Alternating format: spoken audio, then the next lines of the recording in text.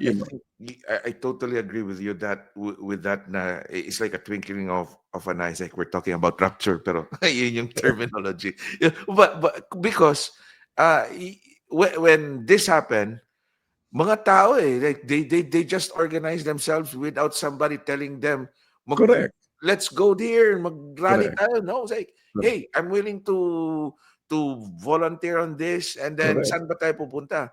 And correct. you look at The Hague right now.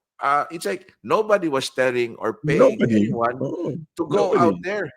Yung mga Yes, people, you got different Filipinos, yes. OFWs, they just went to The Hague from Europe. From Merong Oo. kaibigan from Germany. It's like, oh, pumunta. Nagpa-picture kay Inday Sara tsaka kay Robin. Tsaka It kay was ano, not organized. tsaka kay Richard Nobody was telling Godania. them to go there. Di ba po? Ano, ano 'no? Nobody was telling them to go there. Correct. They do Hindi, it voluntarily because kumbaga they see the cost. correct. Sa loob nila, alam nila, meron silang alam kung anong tama at mali. Alam nila. There is an intuitive sense. Hmm. The Filipinos have an intuitive sense of what is right or what is wrong. Kulang lang tayo sa left brain articulation. Hindi ba? Not everybody. Eh, na Going back to ngayon, we have this. Kung hindi nila ipapauwi, talagang magkakagulo. Ah, mukhang. Gano'n talagang mangyayari. It's like, how can the government move forward with this one? They So, will they will simply apply more force. And the more force, the more retaliation there will be. It will be a cycle of violence. yun nga eh. That's where you were really explaining a while ago. It will be a Correct. cycle of violence if Oh, it's just one and two. We need the citizens' initiative correct. to have a peaceful transition and resolution of the current Correct. problem. Correct. Because if we don't have this kind of move, having the citizens' initiative, it will just be a cycle of violence. Babalik na Correct. naman yung history. Ang Correct. kinakatakutan nga dito, it's like, if we have this violence, then we might have another martial law that could happen. Correct. Correct. And that And could easily be imposed. And then opo, what will it bring? Ano mangyayari? eh, We will eh, have another 20 years of what? You yes, know? and people will be suffering, Correct. and you have outside foreign investments stop because of the Correct. instability. Yun yung pinag-usapan Correct. natin kanina. Like, Correct. what will the different investors do? They stop investing in the Philippines because there's instability, there will be inflation. Sinong kawawa?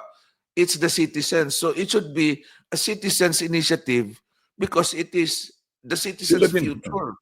Correct. Alam mo, not only that, but it's also, alam mo, tama ka, Vince. Kanina, I was listening also to, to Kishore Mabubani, yung former foreign minister ng, ng Singapore. Mhm. Pinag-uusapan niya yung, yung pagbagsak ng, pagbagsak ng Soviet Union. Sabi niya kasi, there were two reasons bakit sila bumagsak. At least two reasons. Number one, sabi niya economic, yung mahina talaga yung kanilang economic performance sila. Pero pangalawa, they were spiritually, parang nawalan sila ng buhay. You Mm. know, you know, Walang moral compass. it's not even the moral compass. Walang vitality, walang ilan vital, yung walang Mhm. sigla. Mm. Mabuti lang Pilipino talaga kahit anong nangyayari, masigla. Pero tingnan mo, dahil nung andun na nga, nagpo-protesta sa dihig, tawanan pa ng tawanan, yun na ganun. Merong spiritual vitality. When I Ah, say spiritual, I mean yung loob. opo. Masigla yung loob.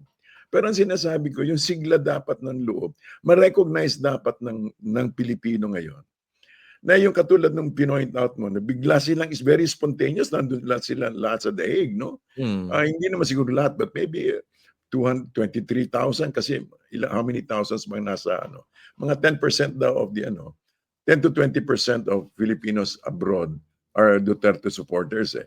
So sabihin Mm. natin actually there are 10 million out there, no? Pero sabihin natin sa around in the Middle East yata Europe there are about 400,000.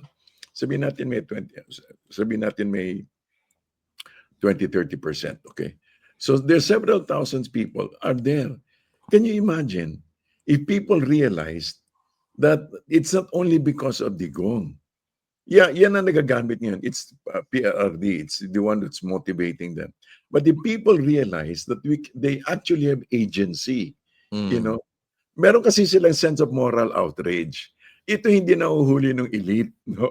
Right. I'm sorry to say that yung mga lalo yung educated elite, lalo yung mga Western educated, hindi lang nahuhuli na si Digong mahal ng tao, hindi dahil sa ang tawag pala na Dutertards, ang dumi ng tawag nila sa mga sympathizer, hindi nila nakuha na si Digong mahal ng tao dahil siya yung isang leader na nagpakita na ibinigay sa kanila yung respeto at dignidad, isinoli niya. He gave, especially the people who are out there. Actually kasi, yung ating low-skilled worker, yan yung kasama sa DNE natin, hindi ba? Sa socio-economic class DNE. Yan yung lumalabas. Pero pagbalik nila, mas malawak na at mas matindi yung kanilang pananaw. Pananaw. I mean, yeah, of course, you're not DNE. Pero what I'm saying is that you have a wider vision of yourself, a bigger, a deeper vision of the Philippines. So ang puntos ko is that if people out there realize that that we can have agency, we can actually determine which way to go. We can actually determine what kind of nation we want.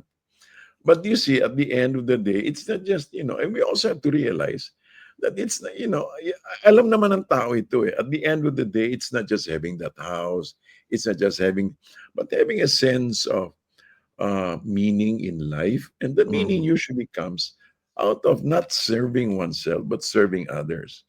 And we could actually, meron talaga tayong meron tayong sense niyan. Ang Pilipino meron sense. Ang lalim ng ating pakikipagkapwa, ang lalim ng ating takot sa Diyos. Ito para sa tingin ko lang ito, Vince, no? Ito yung sa palagay ko na, I'm a believer kasi, ginagamit lang ng Diyos ito para yung mga tayo naman kasi mananampalataya lahat eh. We're all believers somehow.